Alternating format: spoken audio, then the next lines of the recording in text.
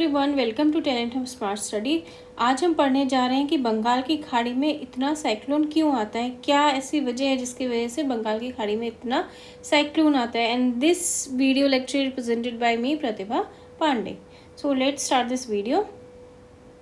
Cyclone को हिंदी में चक्रवात भी कहा जाता है। इसी को अलग अलग जगहों पे अलग अलग नाम से जाना जाता है। कहीं पे इसको टॉर्नेडो बोला जाता है, कहीं पे हरिकेन बोला जाता है। तो साइक्लोन होता क्या है?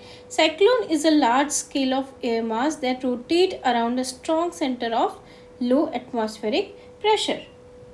अगर हिंदी में बोला जाए तो कम वायुमंडलीय दाब के चारों ओर यानी कि लो एटमॉस्फेरिक प्रेशर के चारों ओर गर्म हवाओं की तेज आंधी को चक्रवात कहते हैं या फिर इसी को हम साइक्लोन कहते हैं। तो ये होता कैसे है?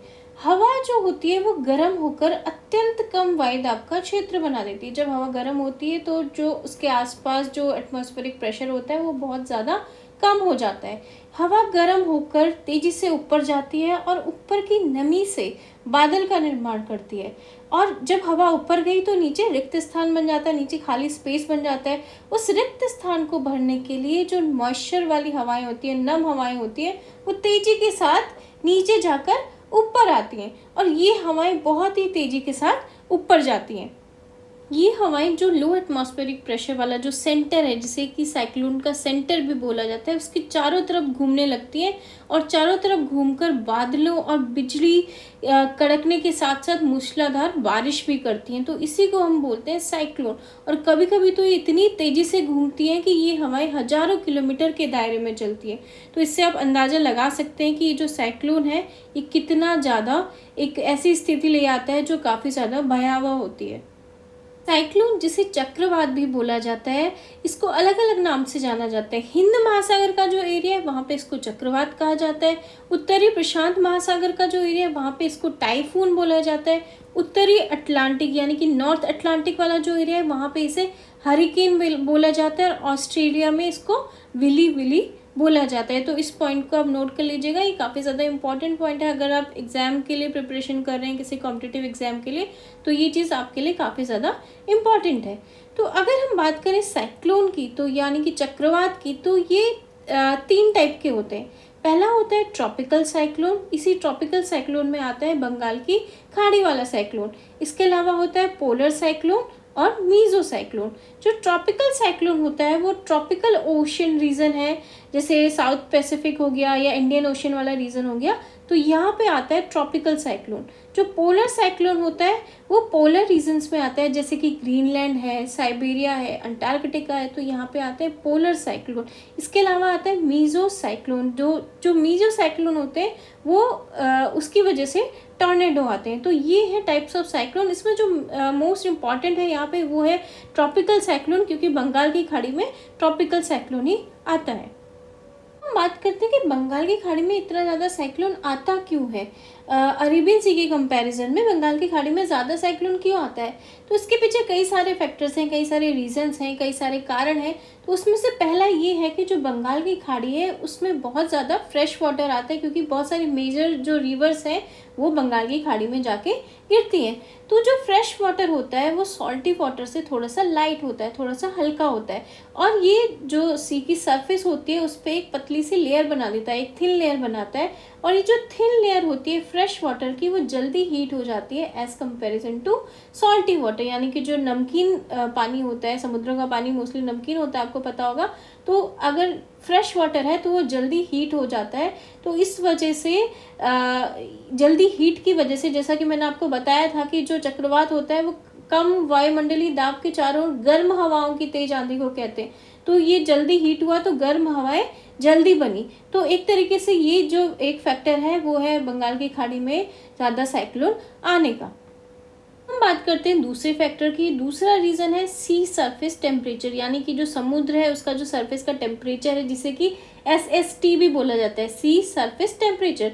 तो जो आइडियल SST होता है, आइडियल सी सरफेस टेम्परेचर होता है, वो होता है 25 से लेकर 27 डिग्री सेल्सियस तक होता है। और ये जो तापमान होता है ये नमी को बनाए रखने में मदद करता है, हवाओं की दिशा को भी निर्धारित करता है। लेकिन बंगाल की खाड़ी में ये जो SST है वो अरेबियन सी के कंपैरिजन में ज़्यादा है, SST थोड़ा सा ज़्यादा है, इसलिए भी यहाँ पर साइक्लोन ज़्यादा आता है। अब हम बात करते हैं तीसरे फैक्टर की। तो तीसरा जो फैक्टर है वो है विंड शीर। विंड शीर मतलब होता है कि जो हवा की जो स्पीड है उसमें जो चेंज होता है उसे विंड शीर बोलते हैं। तो ये विंड शीर मोस्टली 2 टाइप्स का होता है। पहला होता है हॉरिजॉन्टल, दूसरा होता है वर्टिकल। जो हॉरिजॉन्टल विंड शीर होता है वो हवा की स्पीड में जो चेंज आता है वो विद रिस्पेक्ट टू लैटिट्यूड कितना आता है उसको हम बोलते हैं हॉरिजॉन्टल विंड शीर। और जो वर्टिकल विंड शीर होता है वो विद रिस्पेक्ट टू एल्टीट्यूड होता है, यानी कि हाइट के रिस्पेक्ट में होता है। तो ट्रॉपिकल साइक्लोन के लिए हमें इसके लिए जो फेवरेबल विंड शीर होता है वो होता है लोअर वर्टिकल विंड शीर। इसका मतलब होता है कि जो हवा की स्पीड है उसमें विद रिस्पेक्ट टू एल्टीट्यूड कम अंतर होना।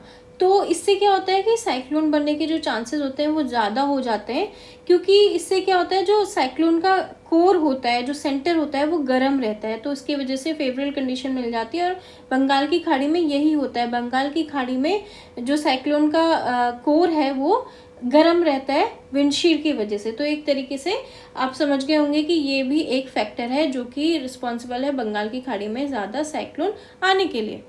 इसके अलावा जो एक इम्पॉर्टेंट फैक्टर है वो है मॉइस्चर। तो मॉइस्चर की वजह से भी जो साइक्लोन होता है उसके आने के चांसेस ज़्यादा होते हैं। तो ऐसा देखा गया है कि जब भी बंगाल की खाड़ी में साइक्लोन आता है तो साउथ चाइना जो सी है वहाँ पे टाइफून रहता है। तो वो जो टाइफून होता है वहाँ से जो लेफ़्ट ओवर मॉइस्चर है, लेफ़्ट ओवर नमी है, वो आती है बे ऑफ बंगाल में। तो उसकी वजह से यहाँ पे नमी आ जाती है और नमी से इसको फेवरेबल कंडीशन मिल जाती है चक्रवात बनाने के लिए या फिर साइक्लोन बनाने के लिए। और इम्पॉर्टेंट फैक्टर है वो है टेरेन ऑफ कोरोमंडल कोस्ट।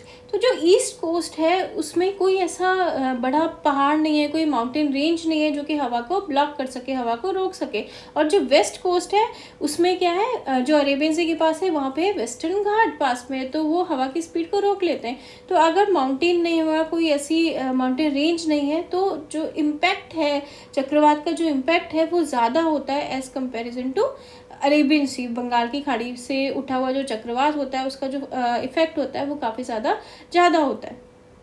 एक और इम्पॉर्टेंट बात मैं आपको बता रही हूँ कि नदर्न हेमिस्फेयर में जो साइक्लोन का जो सर्कुलेशन पैटर्न है वो काउंटर क्लॉकवाइज होता है, यानी कि एंटी क्लॉकवाइज होता है। और जो सदर्न हेमिस्फेयर है वहाँ पे ये क्लॉकवाइज होता है।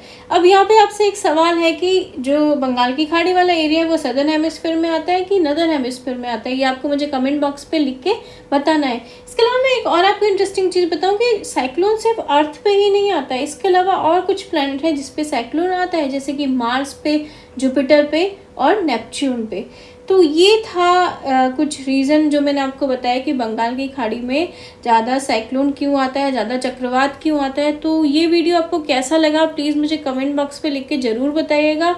और अगर आपकी कोई क्वेरीज़ हो आप मुझे बताइए, मैं उसको सॉल्व करने की कोशिश करूँगी। And please like, share and subscribe my channel. And thanks for watching this video. Thank you.